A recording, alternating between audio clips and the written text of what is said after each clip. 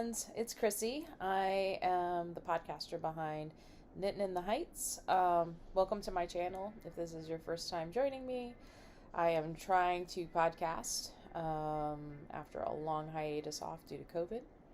So today is August the 2nd. I'm here in New York City today. It got really hot and sticky towards the end of the day, and I think tomorrow's supposed to even be hotter. I think there's going to be a heat advisory in New York City. As I like to say, your sweat has sweat in New York when it's hot because it's so humid here, but also we get subway sweat. And that was my kiddo Gabriel, who just closed the door because he's playing video games, and apparently I'm disturbing him with my talking. It's okay. Anyway, I'm going to cap off kind of a challenging day. I was at my school site in Washington Heights. We're running summer camps for kids, and most of our camps are around 50 kids in size. Some are a little bit smaller, but we're trying to do one in every borough, and then we have a couple of satellite sites that run slightly differently and through other organizations. But it's a full day camp of music and music education from 9 to 3. It's free to all the kids that applied and were accepted this year. So I think it's time for me to do some knitting because I have been in meetings and basically working with kiddos all day. So my job is director of education for this organization. So if you think of it this way, if you know what a school principal does, I do something very similar for our organization. So I'm in charge of the curriculum and the teachers and just managing the overall effectiveness of the program, as well as doing data analysis and all that fun stuff. But all that stuff is really important, actually, for tracking growth in children and helping them be successful, not just as musicians, but in learning life skills. So, yeah, that's a little bit about what I do. We have the summer camp we're running in Upper Manhattan, Washington Heights. A lot of the kids are new to us through this camp. The school that hosted us, we opened our doors to them and said, yeah, sure, you guys can participate since you are basically giving us space for the summer. The school we were meant to partner with, there was construction going on at the school, so it just is not possible. The school building was closed. So anyway, so it's time for me to do some knitting. I am actually knitting and pulling my own hair out because all knitters with long hair know you end up knitting your hair into your projects. I'm working on my Botanic Shawl by Stephen West. I spoke about this on my first podcast episode, which was the Vlogmas Eve, which was a really long episode. But hey, I mean, I have a lot of works in progress, and I thought might as well put them out there for the world to see. So now, while I sit in my pajamas, I literally had to rush to the shower as soon as I got home. I was feeling pretty overheated. But now I'm showered. I am chilling in my PJs. They're Harry Potter PJs with Gryffindor on them because I'm a Gryffindor. Yeah, I'm just going to sit and knit. I think I'm going to watch a few podcasts, but so you can kind of see it. Let me just get to the end of this row. And the rows are getting longer because it starts, like with only a few stitches at the beginning, like a lot of shawls do. And now as I get more into it, more repeats of the pattern, it gets longer and longer. And I will show it to you. I can talk a little bit about the yarn that I'm using for this. I have 2 different colors I'm using, and is this very deep stash. The cream color, which is this, and I'm going to see if I can catch some of the, yep, I'm catching some of that sparkle in there. There is some gold sparkle in there. This is called Dream in Color, I believe, and I've had this yarn probably 6 or 7 years at this stage. I know I picked it up right after I started knitting, and I went to a local yarn store in Virginia. It's not, that yarn store isn't open anymore, but it's not far from where my parents live in Virginia. My father still lives there. My mother unfortunately died of COVID in 2021. But yeah, they live sort of, I would say it's like a half an hour to 40 minutes from Williamsburg, Virginia, if you know where that is, and probably about 45 minutes to an hour from Richmond, Virginia. They live right, my father lives right on the kind of the coastline, and he lives off of Freshwater Creek in the middle of nowhere. It's a town, but it's very small. I mean, you couldn't have a bigger difference between New York City and this town. So when we go there, I really enjoy spending time in the country. The farm itself surrounds the properties that the farmers originally, they sold off to homeowners to build houses and have their own lots of land on the Saltwater Creek. And so, it's a great place to do water things. You got to watch out for the jellyfish in the summer, though, because they do swim in from the ocean, basically, from the Chesapeake. I think it's the Chesapeake watershed. So yeah, you just have to watch out for the jellyfish, but it's a beautiful place to live. There's lots of wildlife. You can smell sweetgrass almost everywhere you go. You can find, foxes on the farm property. There are wild blackberry bushes. You can go pick blackberries as long as you're not like on someone's like lawn. It's fine along the various paths. Nobody seems to care. There's always plenty for the birds. There are so many there that they don't really mind. So there's like a couple patches we always go pick blackberries from in the summer when we visit. Unfortunately, I did not get to visit this summer. It's just been too busy, and that's okay. I was there over Christmas time, and that's also really nice in the winter.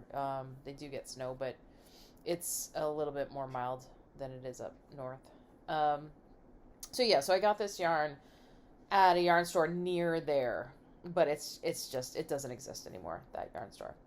And then the other yarn I have is, here it is. It's a Zauberball. There you go.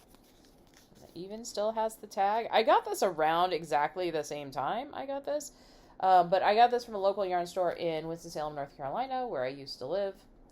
And what's really interesting about this yarn is, and these two yarns I got this yarn and I wanted to make a sweater actually out of both. And I just never got around to it.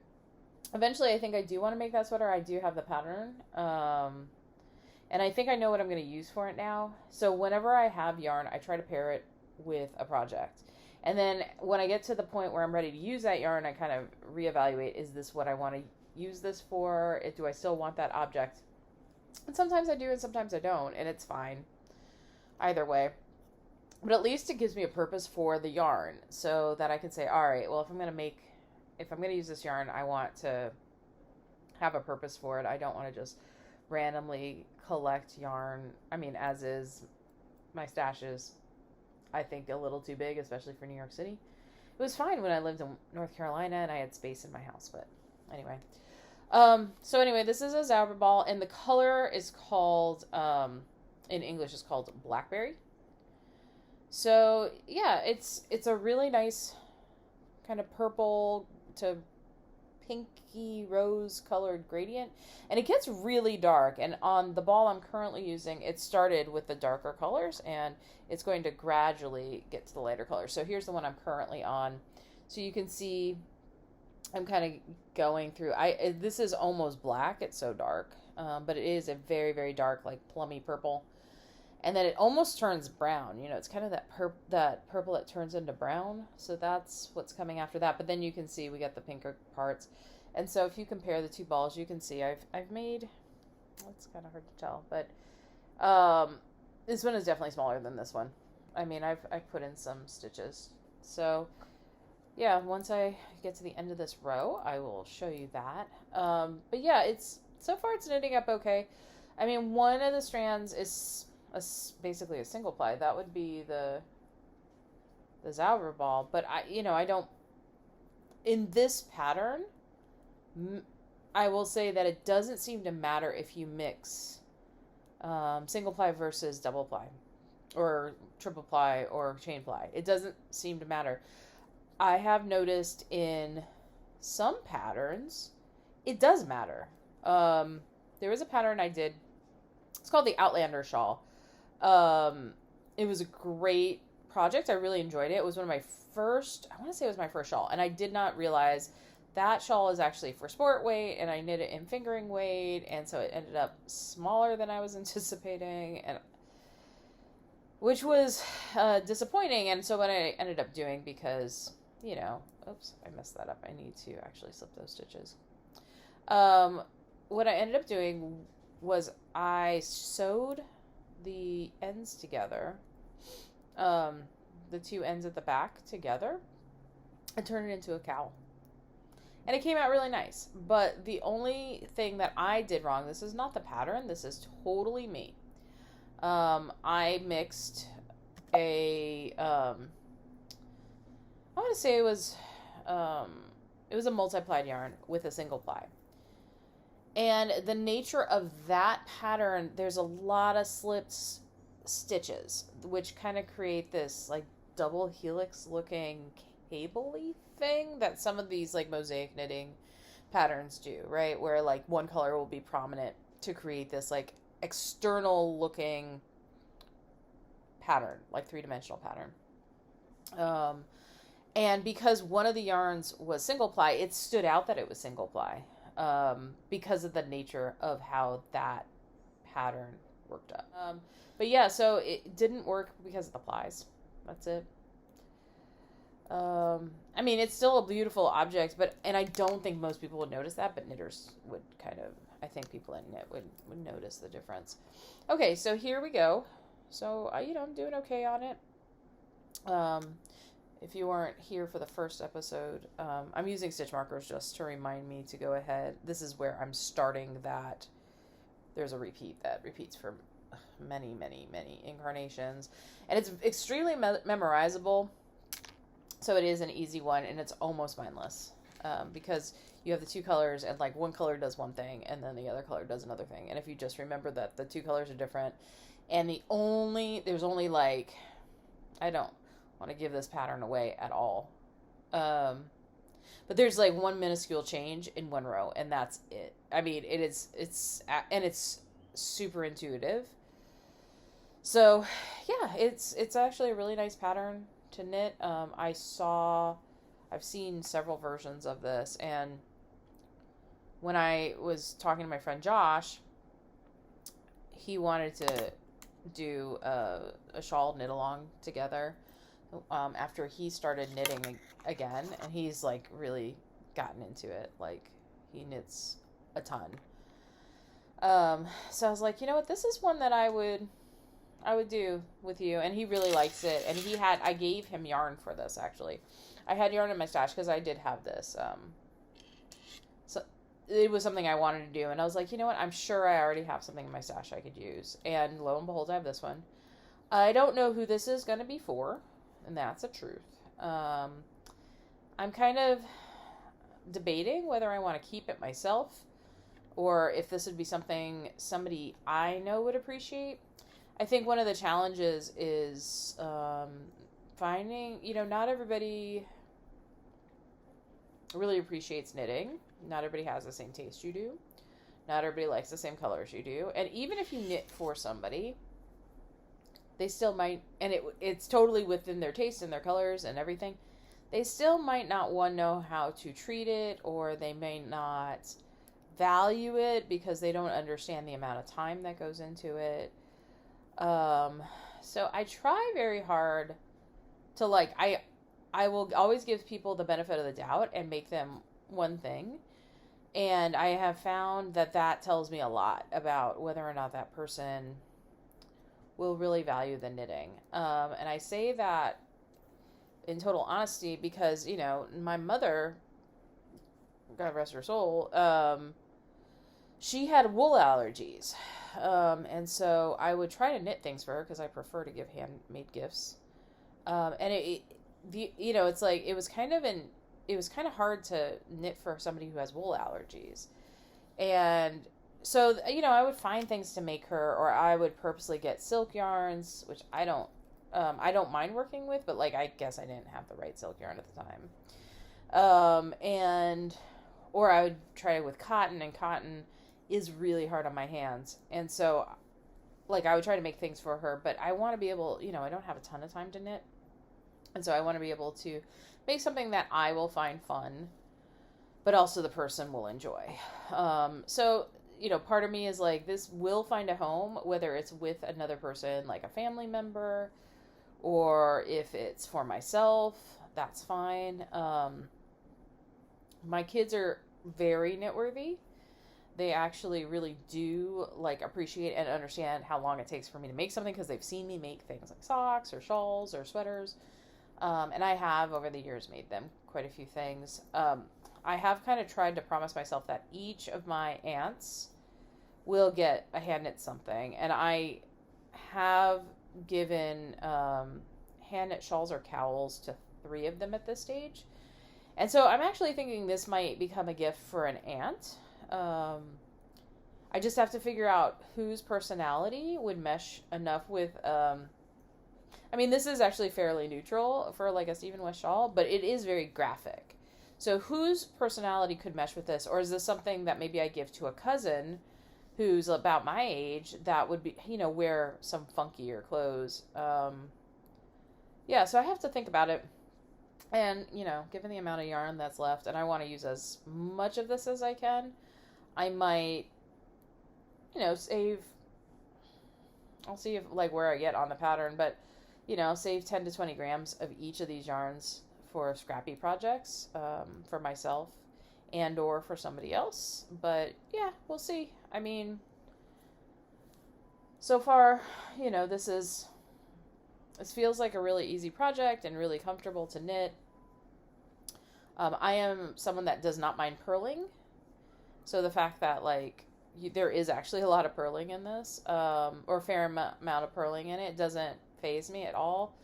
I'm not necessarily faster with purling, but I know some people absolutely hate it. I've actually met people that are like, I don't want to purl anything. And it's like, okay, that's fine.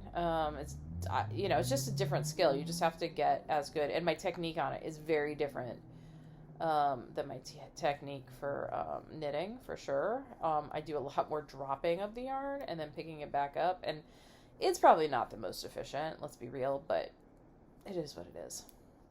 So what will you see next? So being out and about, I did a little bit of videoing of my walk to the school site today and kind of around the neighborhood when I grabbed an early lunch.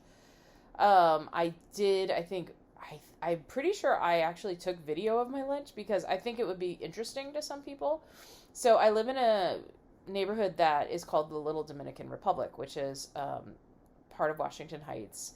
And there's a huge Dominican population in general in New York City. And the food it's similar to Cuban food. It's similar to other food from kind of Latin America. And so one of my favorite things to eat is pernil. And pernil is a roast pork dish. And there's this little restaurant very close to actually my house, and the site that we have our summer camp at is only a total of 5 blocks away, which in New York City is ridiculously close. So it's in my neighborhood. My kid actually could be zoned for this school. He just goes to a different school. So it's not very far from my house, and it's this place, it's not far from the school. So I was like, well, let me go grab lunch before the kids have lunch so I can help monitor the lunch. So I had pernil, I had some rice, and they also had beans, but because of my food allergy, I'm not 100% sure it's safe for me to eat them. So I have to do a little bit more research before I do that. But there's also maduros. So that's actually a type of fried plantain. It's a little bit sweeter. It's really good. Anyway, enjoy the videos. All right. Bye. Have a great day.